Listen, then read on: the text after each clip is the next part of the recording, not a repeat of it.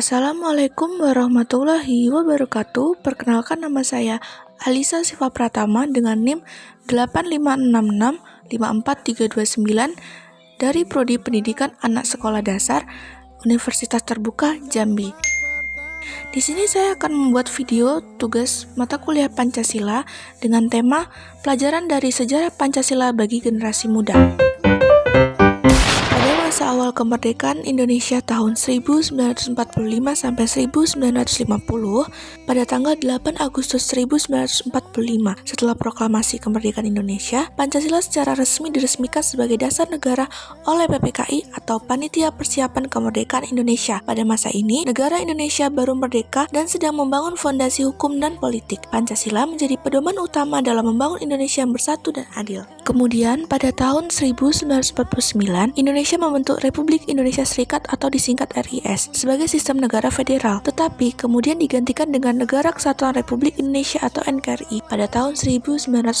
Meskipun RIS adalah eksperimen dalam sistem federal, Pancasila tetap menjadi pedoman dalam membentuk negara Indonesia yang satu. Lalu, demokrasi terpimpin pada tahun 1959 sampai 1966. Pada masa ini, Presiden Soekarno memperkenalkan konsep demokrasi terpimpin untuk mengatasi instabilitas politik. Pancasila digunakan sebagai landasan utama dalam kebijakan negara, tetapi juga dipergunakan untuk memperkuat kekuasaan eksekutif dalam mengendalikan negara. Ada zaman Orde Baru pada tahun 1966 sampai 1998. Setelah peristiwa gerakan 30 September 1965, Soeharto naik ke tampuk kekuasaan dan memulai era Orde Baru. Pancasila digunakan sebagai dasar negara yang kuat untuk mendukung stabilitas politik, ekonomi, dan sosial. Selama masa ini, Pancasila banyak dipergunakan untuk mendukung ideologi negara yang bersifat sentralistik. Lalu yang terakhir, era reformasi pada tahun 1998 sampai sekarang. Setelah jatuhnya Orde Baru pada 1998, Indonesia memasuki era reformasi yang ditandai dengan perubahan besar dalam politik,